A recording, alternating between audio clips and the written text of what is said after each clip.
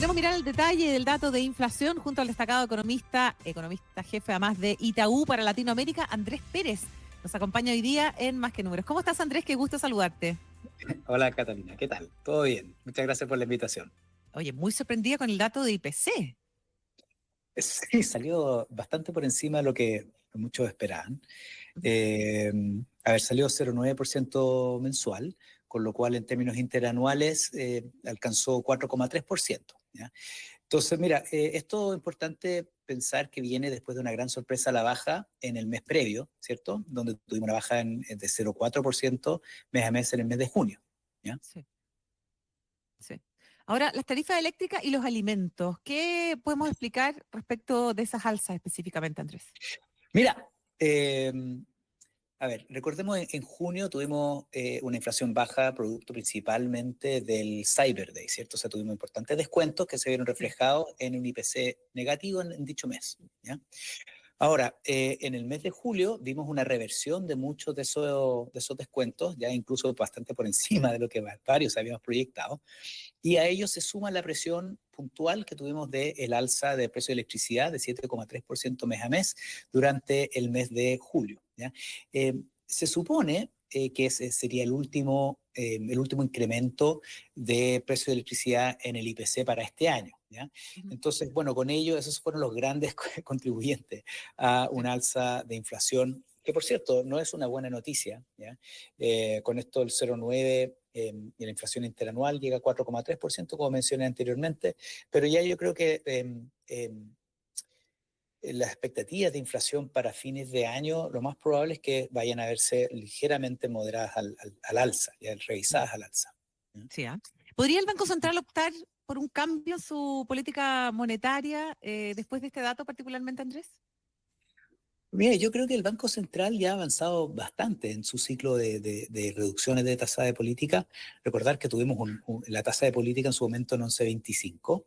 Después pausó ese ciclo de bajas en diciembre, cuando llegó al 5%. Y después reanudó los recortes durante este mes, ¿cierto? Con una Ujú. baja de 25 puntos base a Sí. 4,75. Yo creo que la estrategia, ¿cierto? De seguir reduciendo paulatinamente la tasa de política, eso se mantiene vigente más allá de las sorpresas a la baja que tuvimos el mes pasado o al alza que tuvimos en este mes. Pero claro, ahora es básicamente calibración, ¿cierto? O sea, la oportunidad de cuándo se pueda seguir reduciendo la tasa, ya sea septiembre, octubre o diciembre. ¿Ya? Ya, perfecto. Ahora, Ujú. ¿qué implica este tema de la espiral de inflación? O sea, ¿cómo esto podría eventualmente dar una vuelta o quizás repercutir en Mm. otros ítems, salarios, etcétera? Mira, yo creo que la inflación en Chile, más allá de este dato puntual, yo creo que la inflación está en un camino de claro descenso hacia la meta de 3% y así también lo sugieren las distintas métricas de expectativa y de tendencia inflacionaria. Entonces, Ujú. yo creo que es importante cuando uno mira el análisis de los datos macro, es importante no llevarse por el comportamiento del último dato en la punta. ¿Ya? Sí. Recordar que el mes pasado tuvimos una gran sorpresa a la baja, este mes se revirtió, fue una gran Sí. sorpresa al alza. Entonces, mira, yo creo que mirando el conjunto de información que hemos visto durante los últimos meses, ya confirma un escenario donde la inflación está en camino hacia la meta de 3% del Banco Central. Pero claro, vamos a tener algunos sobresaltos en el camino a esa meta de 3%. Pero yo creo que no podría caracterizar este ciclo como una espiral inflacionario. Ya, ¿No? ya, no Ujú. está de todo comprometido. Ahora, ¿qué rol está Ujú. jugando Andrés? Estamos con Andrés Ujú. Pérez, economista jefe de Itaú para Latinoamérica, el tipo Ujú. de cambio en esta dinámica inflacionaria. Porque hemos visto al peso chileno, bueno, siempre muy vulnerable a lo que ocurre fuera, ¿no es cierto?, de nuestra frontera. Y quería preguntarte justamente eso, ¿cómo hoy día el tipo de cambio también incide de alguna u otra forma en estos datos? Mira, gran pregunta, Cata. Hay varios factores que determinan, ¿cierto?, la dinámica de precios. Hay que pensar que una parte de la canasta, por cierto, son bienes transables, cuyo uno de los factores que determinan esa dinámica de precios es justamente la dinámica del tipo de cambio. Entonces, en la medida que el tipo de cambio se mantiene con una mayor depreciación, ¿cierto? O sea, que el tipo de cambio se queda más arriba, eso debiese generar presiones alcistas en los precios de estos bienes, ¿ya? Ahora, yo creo que considerando estos niveles de tipo de cambio, nos cuesta pensar que haya una presión excesiva en los precios de los bienes transables, ¿ya? Y quizás lo que ha estado un poco más persistente, ¿cierto? Ha sido justamente la inflación de servicios, ¿ya? Sí. Y eso de hecho creció hasta bastante, creciendo a un ritmo bastante fuerte, considerando el que contrasta, ¿cierto?, con una dinámica del mercado del trabajo que ha estado bastante débil, ¿ya? Sí. Pero con todo, mira, nosotros tenemos una proyección de inflación a fin de año de 3,8%.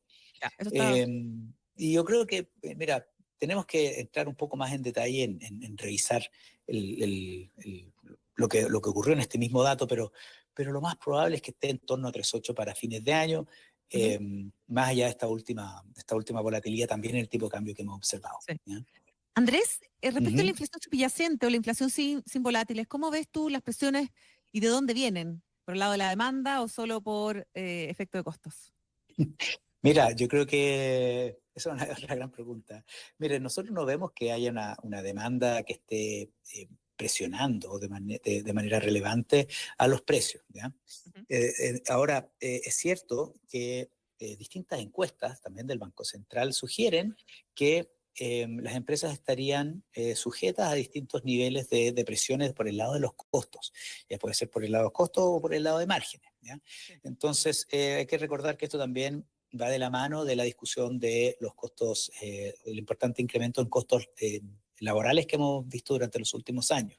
Ahora, claro, en el tiempo nosotros vemos que las presiones eh, sobre la inflación ex volátil, ¿cierto? O sea, la inflación core, debiese reducirse considerando que vemos que la demanda interna debiese de seguirse moderando hacia adelante, ¿ya?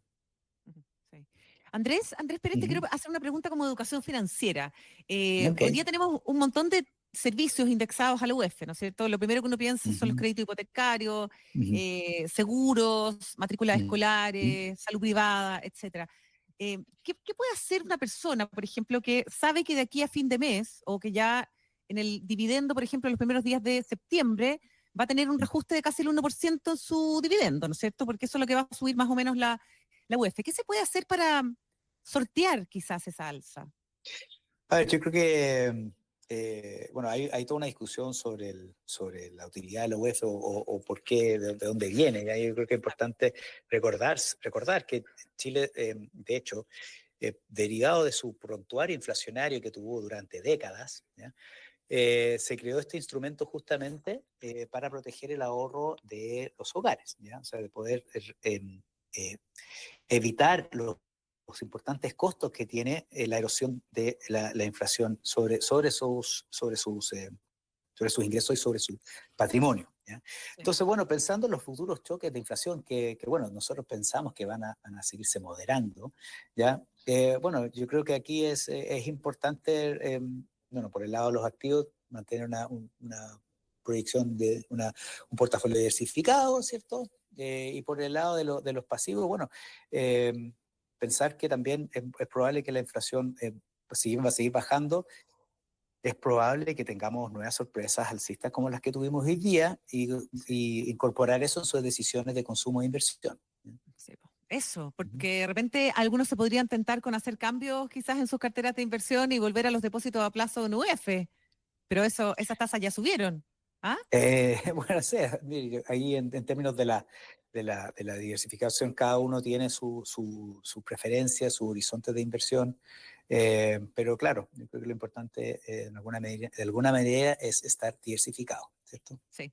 Oye, hagamos una mirada a Ujú. Latinoamérica antes que se Muy nos bien. vaya el tiempo. Aprovechar, por Ujú, supuesto, Andrés, tu posición como economista jefe ujú, de Itaú para ujú, Latinoamérica. Hemos visto hartos ujú. datos buenos de Argentina. Estaba revisando la inflación en el Gran Buenos Aires, que volvió a subir, fue del 2,5% en julio. ¿Qué podríamos decir respecto de la economía argentina?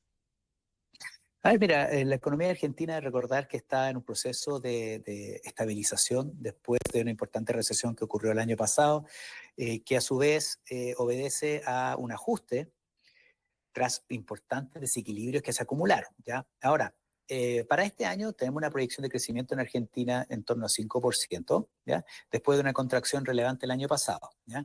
Para el próximo año yo creo que nuestro escenario supone una recuperación de la inversión privada, con lo cual la economía debería crecer entre 3,5% y 4% en el 2026, ¿ya?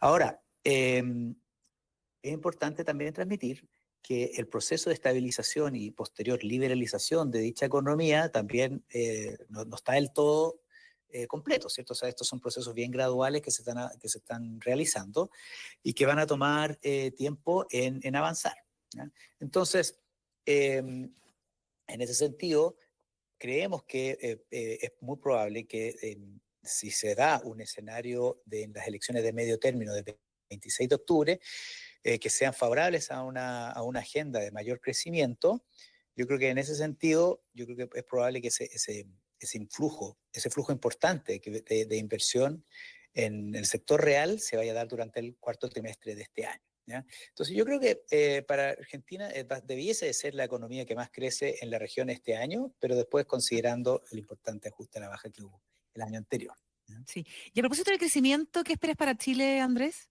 Sí. Mira, para Chile tenemos una proyección de 2,6% este año, estamos por encima del consenso.